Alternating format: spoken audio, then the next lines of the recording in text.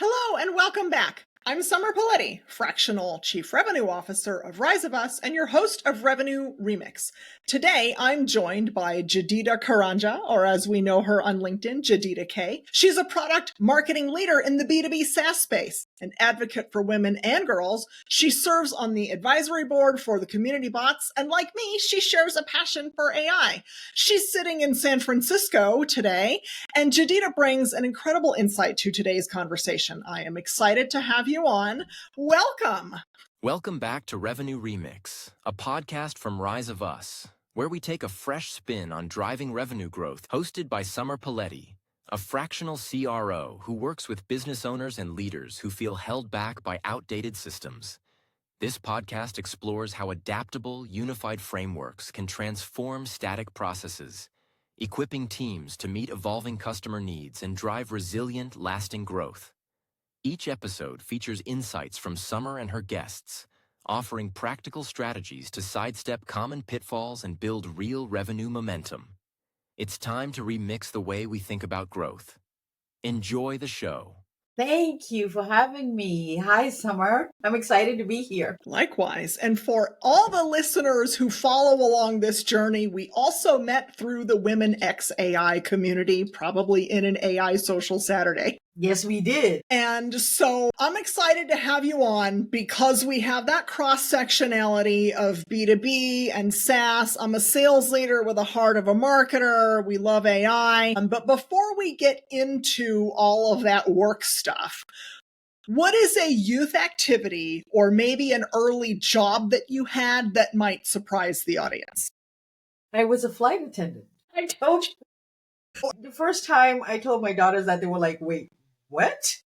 Yes, I was a flight attendant way back when. I did that before I went to college. So I was really young. And I did it for about a year and a half. And it was an opportunity for me to travel for free, actually. So it was great. I did quite a bit of travel in Europe, India, Pakistan, Turkey, Greece. That was a great time in my life. But when I look back now, I'm like, I'm glad I got out because I don't think I would have. It was good while it lasted.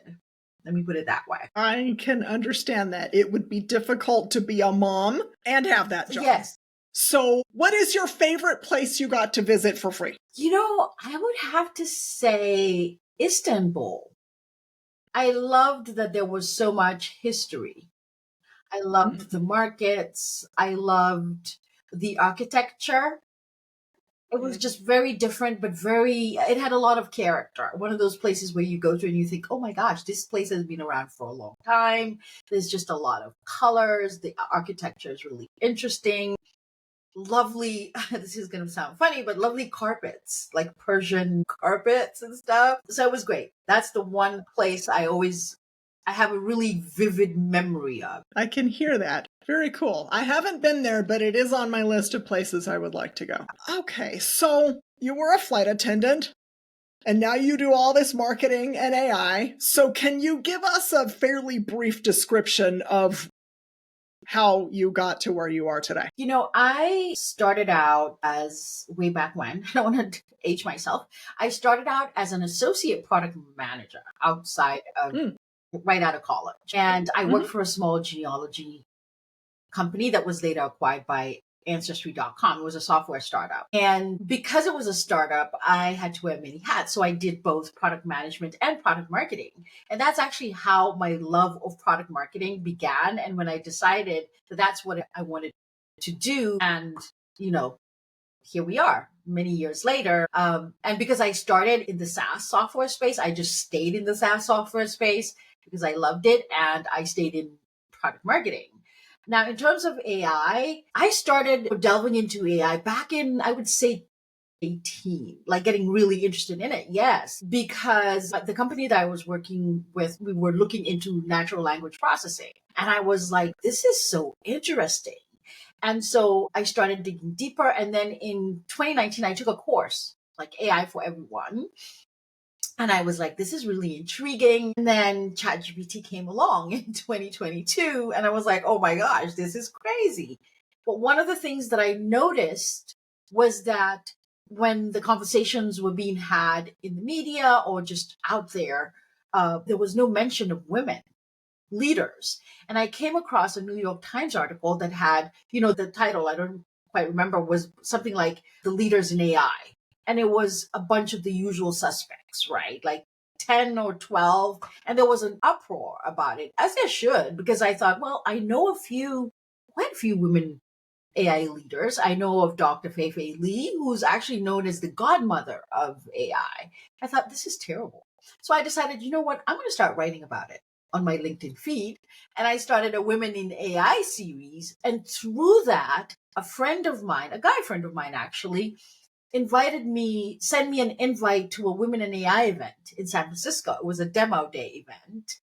And that's how I met all of the women of age, Jenny and Rayout and now you and all of these amazing women in AI. So that's my journey. Wow. Yes. So what stands out is product, and that's what makes you a good product marketer.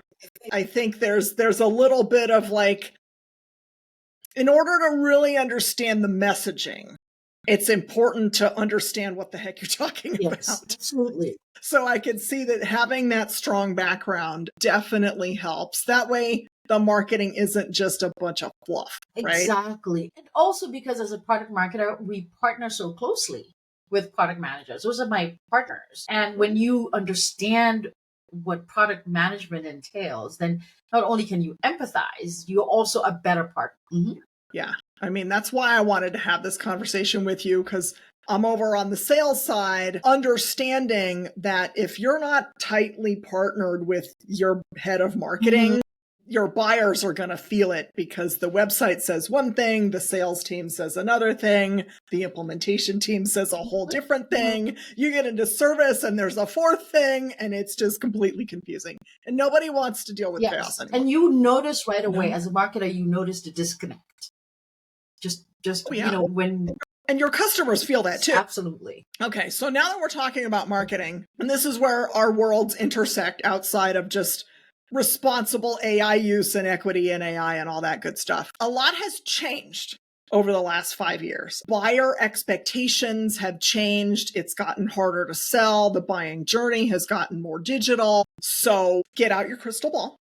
What do you think that business owners and revenue leaders, especially like people like me who should be working with marketers, what should we be preparing for in the next year? I would say that for, marketing leaders, revenue leaders have to embrace the fact that AI is here and that AI is going to change the way business is done.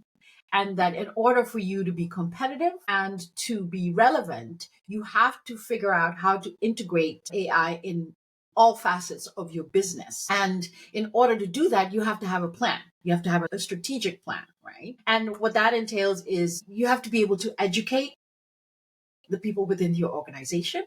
You have to have what I like to call an AI council, right? A group of people from different departments, right? Different stakeholders represented in this group to talk about what your AI policy and guidelines are, right? And then what are your principles, right? How should your employees, how should your leaders, how should anybody within the organization be using AI, right? A lot of times you hear companies say no one's allowed. Well, just because you say people are not allowed to use it doesn't mean they're not using it, right?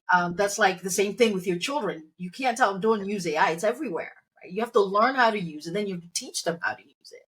And then the other thing is really being able to know what the impact, to do impact assessments, right? What is the impact of AI and what are the use cases? How do you prioritize those use cases within the organization? Because I think it's a fool's errand to implement AI without really understanding what the use cases are for it, right? And then finally, I would say building a roadmap. What does that look like? What is the execution or the implementation of that, of what you have learned from the training, from the policy, from the assessment? Then how do you then execute all of that within your organization? Yeah. And it's a lot. Yes, it's a lot. But I think it's a lot, but it's doable. As opposed to sitting back and saying, I don't know, this is a lot. Let's just wait and see kind of thing, which I think a lot of businesses are at right now, right? I don't understand it. I don't know what's happening. It's evolving so quickly. How do we even handle this beast as opposed to coming at it from the same way you come at any business problem, right? So that's how I think the approach should be. Yeah, I hear you. I like where you went with the kind of the council and to get the different stakeholders, because they're all going to have different priorities. IT is going to come with security in mind. Sales is going to come with efficient growth in mind. So that's a good idea. Now, what about this? Because I work in startups and I work with growth stage businesses. So having a chief AI officer, that's just not something they have. And maybe they never will. So I hear a lot of, like a year ago, I was hearing, I don't know about this. Now I'm hearing, yeah, I know I got to do something, but I don't have time. Are you hearing any of that? Or, what would you say to that person who's like, yeah, I know I should, but I don't have time? I mean, a lot of time, we never have time. This is accurate. My philosophy is that if you're waiting to have time, you're never going to do it. Right? It's like, I hear people say that, even not just companies, but individuals, right? All this AI stuff happening. I don't know. It's so much. I don't have time. Right?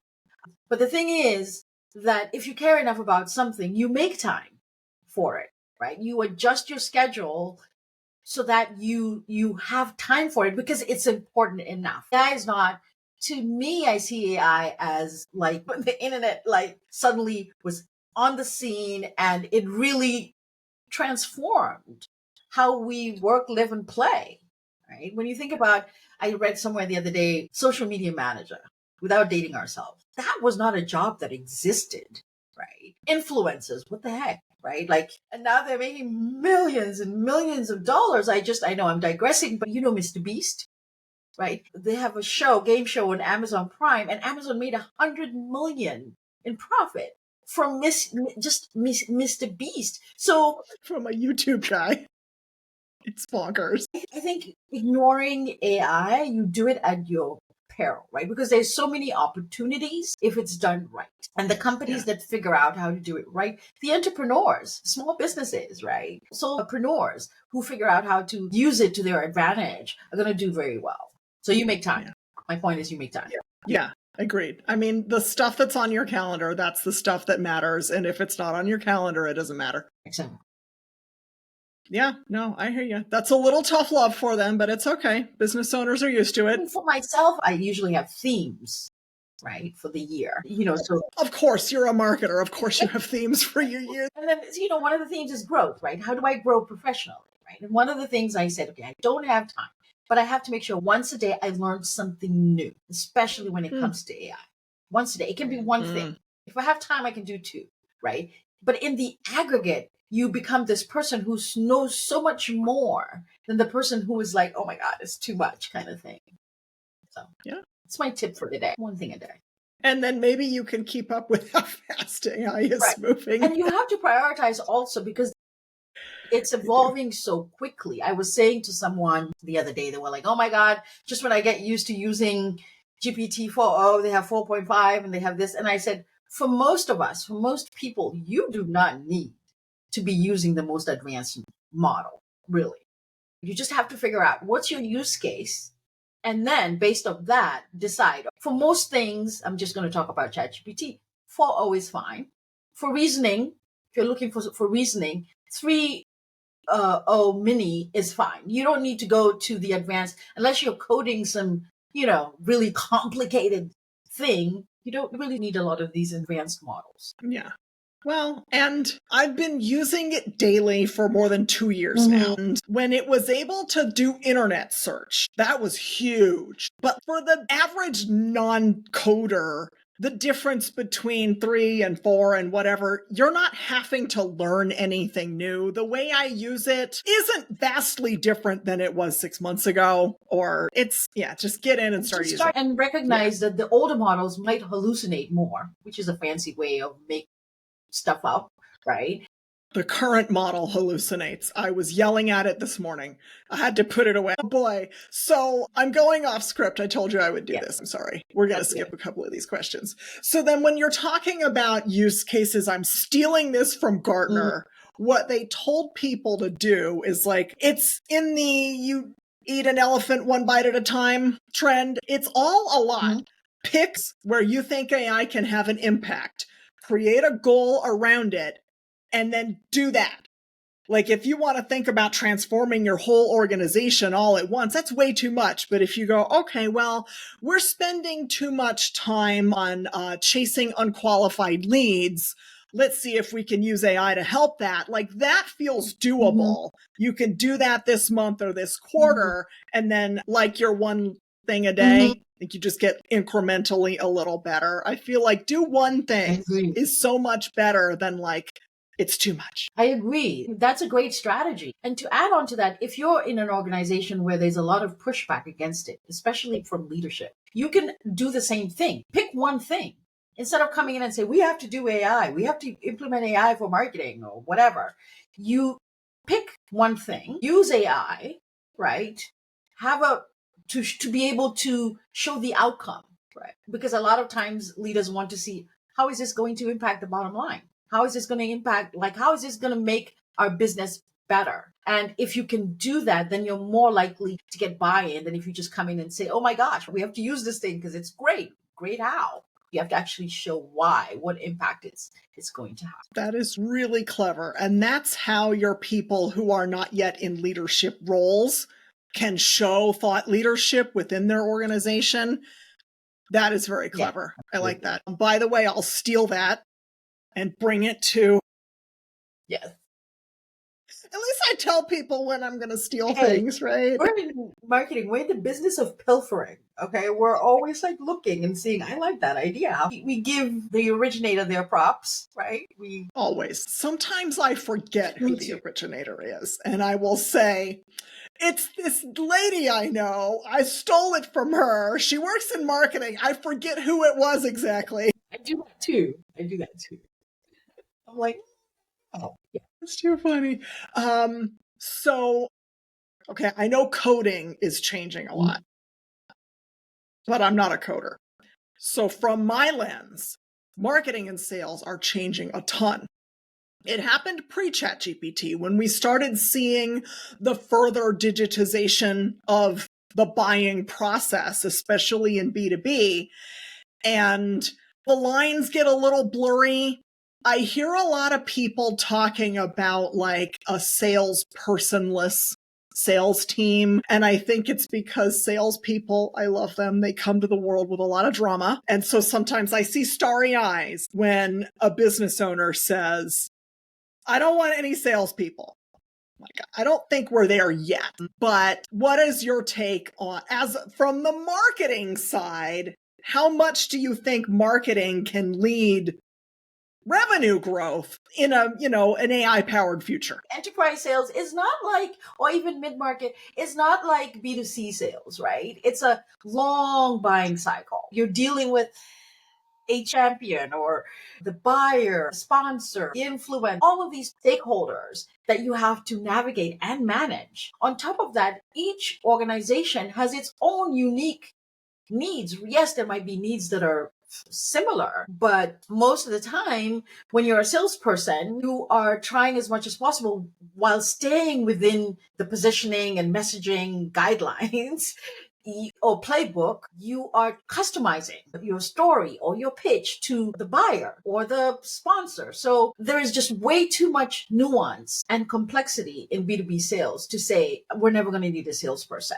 I think trust is important in B2B sales. Nuance is important. What's the other thing I was going to say? Interpersonal relationships. A lot of times people make decisions based on the person that they're dealing with. Yes, the product is great, but there could be a product that's comparable, but I really like working with this person. Will we get to a point where businesses are going to be like, the buyer's going to be like, I like this AI agent. It's so much better. Maybe. I don't know. We're definitely not there yet. That's too funny. That's my take on it. Yeah. No, I like that. I mean, the people I work with are salespeople or business owners. So the business owners like that because sales commissions can be expensive. Salespeople can be a certain way sometimes. And so it sounds tempting, but I just don't see it. From the perspective of the buyer, it just doesn't seem reasonable. Right. At least in B2B, right? B2C, yeah, I can go to Amazon and buy all the stuff I used to buy from the shoe store and never talk to a person. Sure, but that's totally different. Right. And these days you can even try it. They have these, you could try it on, you can see what it's going to look like. You don't even have to be there. And I think as a product marketer, I partner with salespeople all the time. And sometimes it can be a challenging thing to navigate, right? So you would think I would say, oh my gosh, let's go agent. Let's just have AI agents do this. But I still think the human in the loop, like relationships are important when it comes to sales. You said a mouthful there. That's why I also, like, my program will come with, not only are we going to talk about strategy, but guess what? I coach the salespeople. There is a lot of annoying sales behavior out there. As a sales leader, I will admit that. I'm trying to change the world one sales guy at a time. Yeah. And you made me think of something when we're talking about personalization. I'm going off script again. Okay. Personalization is really important to today's buyer. Like, I kind of call it the Netflix effect, where if you're using the same or similar messaging, like think about scripts in sales, like that doesn't work anymore, in my opinion, because it just kind of falls flat. People expect you to know about them and talk to them as though you know about them, that personalization. And this is why I love AI so much. AI can help that. Yes. You can craft personalized questions without having to spend a lot of the salesperson's time rewriting their script. Here's who I'm talking to. Go research them, write some separate questions. I think AI can make a salesperson way more efficient, but they're still necessary. Yes. AI can augment. There are a lot of administrative tasks. Like you said, also personalization.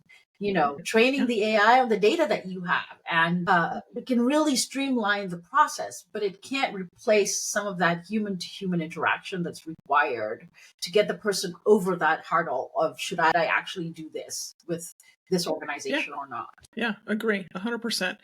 And then, so you talked a little bit about working with salespeople. So I preach a lot about sales and marketing working together. You probably see it.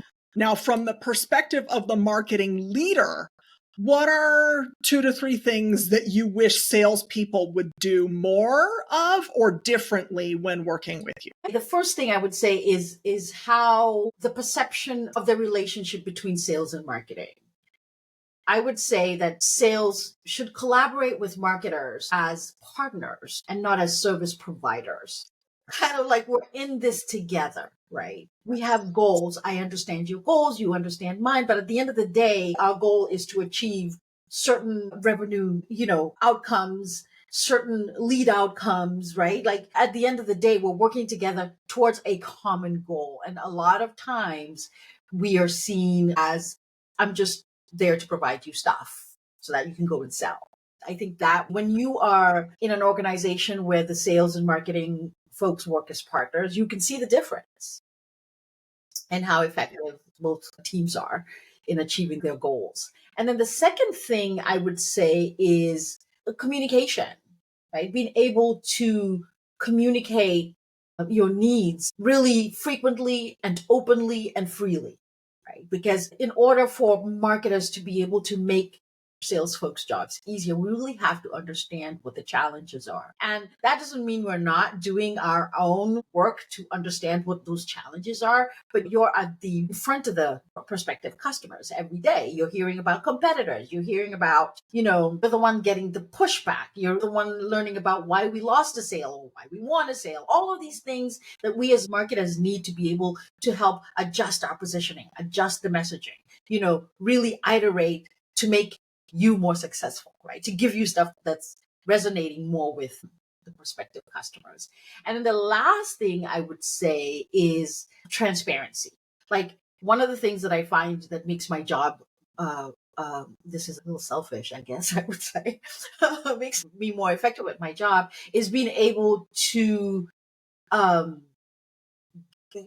shadow calls, for instance, with sales folks. I know it's difficult sometimes because, selling is not an easy thing, but it's great sometimes to sit in a call and actually hear directly from what the salesperson is hearing, right?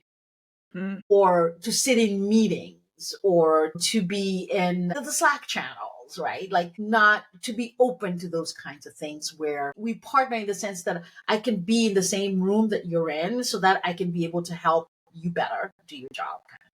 If that makes sense. Yeah. Well, I mean, you're going to hear it directly from the customer instead of from the customer to the salesperson through their filter, Right. and then possibly to the sales leader through their filter, and then to you. Yeah. To hear it firsthand is better. Yeah. I mean, no, these days there are tools that's like smart. Gong where you can record that, you can actually listen to those calls. But I still think that being able to sit in one or two calls is great. Yeah, no, I love it. And I am not here for like, hey, marketing, I need a flyer. Right. I feel like that is a huge miss. It's funny because my closest marketing partner has been a colleague at many different organizations. And I used to joke that like she was my work therapist. I'd go in at like, we're losing deals because of fill in the blank reason. Like, help me figure this out, you know? And then she's like, oh, it was that was the pivotal moment for me many years ago, where instead of prescribing what I need or what I think I need or what I want, and you said service provider, like I'm having a problem, I can't figure it out. Your marketing partner will help you. Right. I love that. Exactly. Summer Polli of Rise of Us helps her clients transform by building adaptable, customer-focused sales systems that replace outdated models.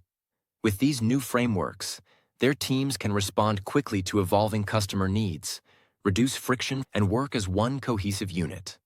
This shift equips them with the tools to drive consistent growth, lowering churn, and creating lasting customer relationships.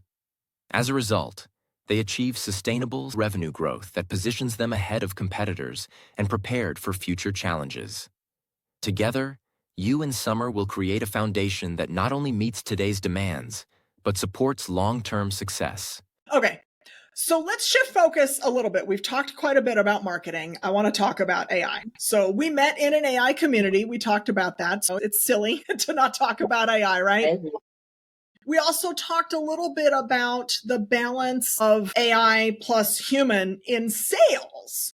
So marketing is another function, a career that is being totally transformed by AI. What do you think is the perfect balance of AI plus a human in marketing?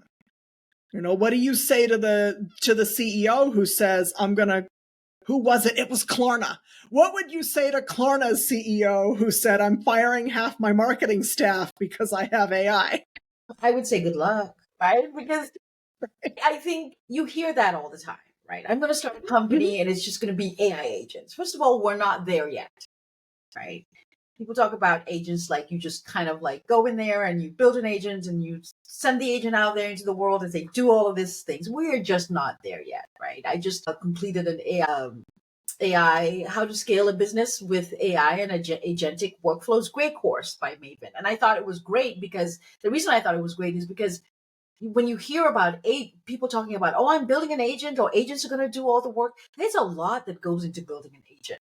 Not only building it, evaluating it, just like you would evaluate an employee, and then consistently iterating to make sure that it's doing the job that it's supposed to do, right? And I just don't think companies are at the point where you're like, let's fire all the marketing people and hire these marketing agents to do the job. One, a lot of the things that we do really do require a human in the loop. Right. And also, when I talk to people who are just maybe beginning to use AI or are kind of like on the fence about it, I say it's very important to have ingenuity, right? Human ingenuity and creativity. When you marry that with AI, then you really will get good results, right? I cannot come up with good prompts if I know nothing about product marketing.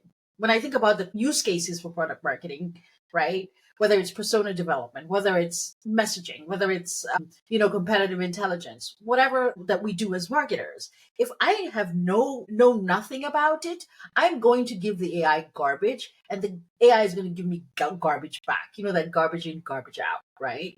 So I think that we need to strike a balance on how much we still have a skin in the game, so to speak. A lot of times I will not let AI write for me. Or most of the time what I will do is I will think about something, right? Because I think it's also important to keep your brain, that creative and analytical brain muscle functioning. If every time you want to do something, or you have a problem, or you want to create something, you're saying AI, go forth and do it, right? Your brain becomes lazy. So a lot of times I'd be like, how would I answer this question?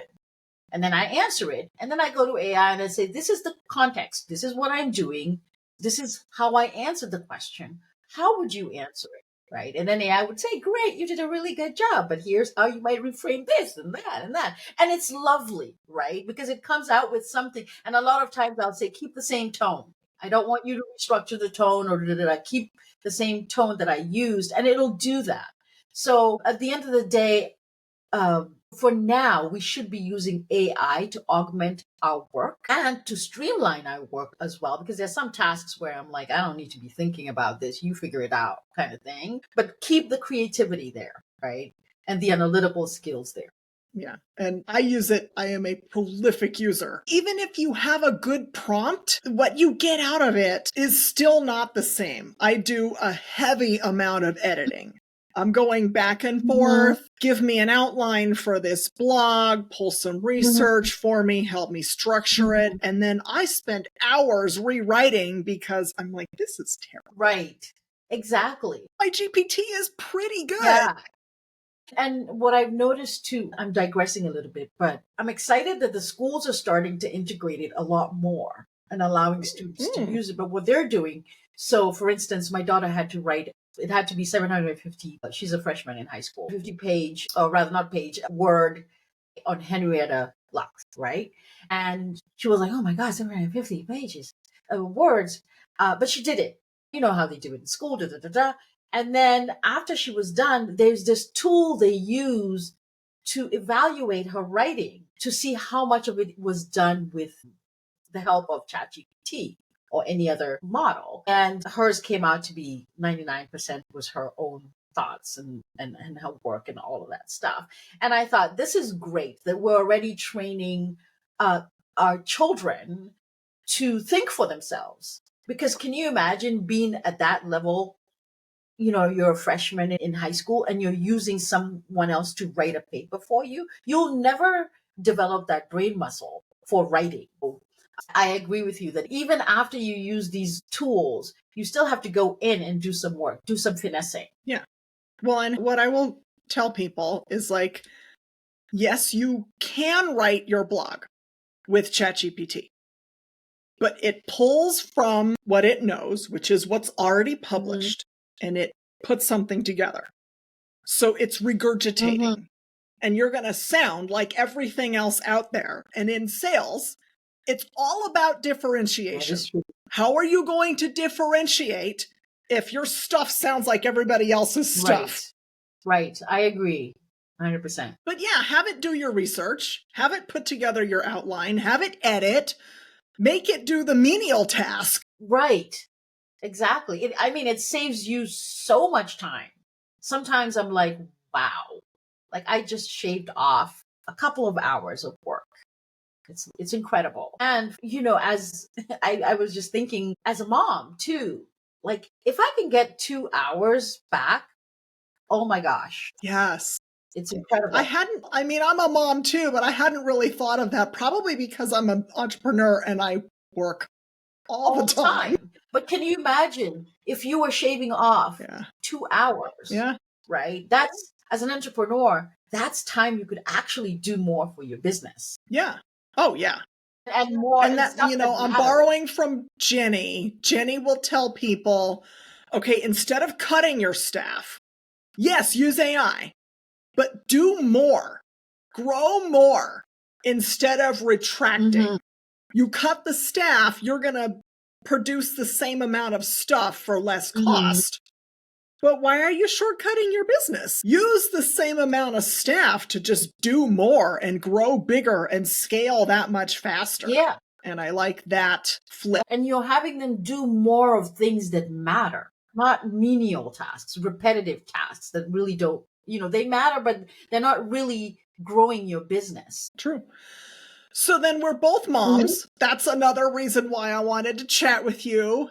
on the podcast because I feel your mom energy, even when it's on LinkedIn and it's asynchronous. Like there's this power driving, like, my climb was hard. I'm going to make their climb easier. So what is something that you do just in general to make it easier for the next generation? I'm like a huge advocate for women and girls. I feel that that's my calling. That's the thing that I do. And I just feel so empowered and passionate. And the reason I do it is because I believe, and statistics have shown this, that if you uplift the life of a girl or a woman, she just doesn't uplift her life and the life of her family. She will uplift her whole community and society if she can. So there's a multiplier effect. And so in my day-to-day myself, how can I make things better, not just for my daughters, but for the women around me, for the girls around me. And for my daughters, I just make sure that I am present, because it's one thing to be around, but to be truly present, right? To really, and for them to know that I am present and to understand that I am their biggest champion, their biggest resource, so that whenever they're thinking of going out and doing something or worrying about something or not sure about something, that I am always available and in a non-judgmental way. Sometimes I might not agree. I may not show it, right? I'll find a diplomatic way, because as a mom, as children get older, your role changes. When they're little, you're everything, physical, emotional, You're just trying to get them to do stuff as they get older, they really need you more, even more emotionally and mentally, because they start to deal with the world. So I find it to be my responsibility to make sure that they're able to navigate this world that we live in, and to always understand that it's not going to be easy. You're always going to have a lot of forces working against you. People are going to underestimate you. You're going to have to work twice as hard as everybody. But at the end of the day, you can only focus on what you can control and let everything else roll off. Like Taylor Swift said, shake it off. Like it's not whatever happens outside of you is not a reflection of you. It's a reflection of that person. That to me it's something my mother passed along to me. And it's something I try to pass along, not just to my daughters, but to the people around me who sometimes feel like there are all of these forces against them. And to think about it, that's them. That's their problem. That has nothing to do with me. I like that perspective. That's very powerful. When you meet I remember the first time, both my daughters, I remember the first time they said that. They both took trips to middle school. When you're in middle school, you take that last trip, 8th grade, they went to DC, they did the historical thing, they went to Pennsylvania, and both of them in different language came back and said, I felt a certain type of way. And I wondered, what is wrong with them? And I was like, my job is done. My job is done, right? Because whenever you feel a certain type of way and you're trying to figure out what it is that has happened to them that's making them behave or think this way, you have won. Mm-hmm. That's good. Yes. That's good. You have raised some emotionally mature humans there. Good job, Mom. And it's hard because you're a senior leader, I'm a business owner, there's always work to do. I think there was one evening last week when my daughter wanted to play a game, like a board game. God, I have all this stuff I have to do. And I was like, okay, fine. And I set it aside and we had fun. But it is those little things that matter to them most, more so than did you get them Christmas presents or, whatever. It's the time, isn't it? It really is. And just being there for them and with them. Yes, and being present. My daughter said something the other day that kind of stopped me in my track. She says, because I was in the middle of something and she wanted something and I was like, oh my gosh, can I just finish what I'm doing? And she says, you don't see me all day. You didn't see me all day. And I'm just asking. I was like, oh my gosh. I stopped right there. I was like, what is it? What is it? Let's do it right now. Sometimes you need that too. You need a little bit of perspective. I didn't see you all day. Why am I not making any time for you? Good. Yes. She checked you. I want to talk a little bit about the community bots. So let me segue there and then we'll wrap up.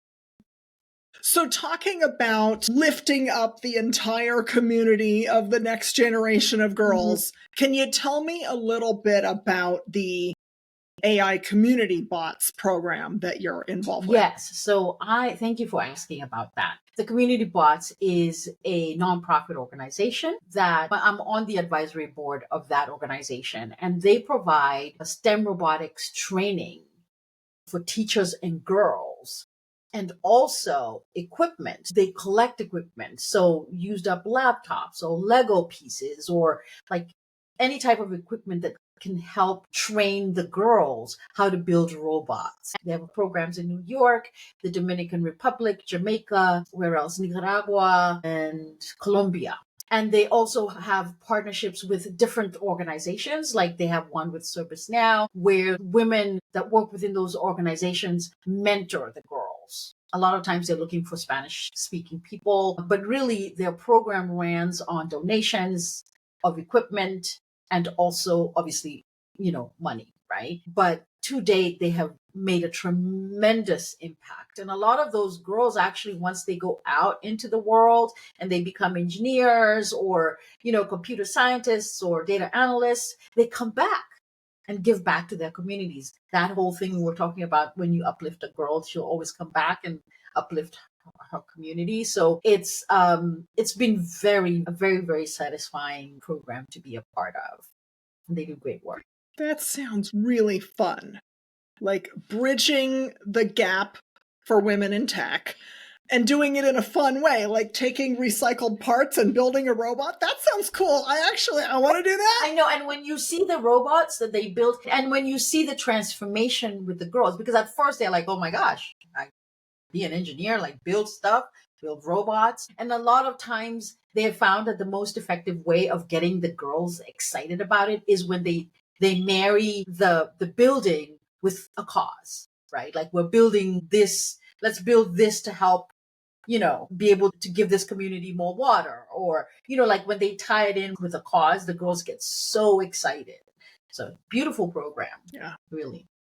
That is girl energy entirely. Yes. Right? That's a conversation for another day, but research shows that female founders will tend to found companies that cure some of society's ills or help unfortunate people or things like that. And it's not just about making money. So they're more social. So that's not surprising. Yeah. Okay. Yeah. All right. Well, let's wrap this up because I have to get you on to your day. Where can the audience find more about you and also the Community Bots program and maybe how they could donate equipment? Yes, absolutely. For the Community Bots program, just go to communitybots.org and you should be able to donate, and you should be able to see the link, not just to donate money if you want to donate money, but also if you want to donate equipment as well. So communitybots.org. And then for me, LinkedIn is the best place to find me. If you look for Jaida K, I should show up. Wonderful. Yeah. I'll link that in the show notes as well. Wonderful. Thank you. Well, it was a pleasure talking to you. Thank you for joining. This is insightful. And for my guests, thank you for joining us on Revenue Remix. Remember to subscribe on your favorite podcast platform and our YouTube channel for more insights and interviews. And as I always tell my clients, when your team's strategies and goals align, growth isn't just possible, it's inevitable. I will see you next week.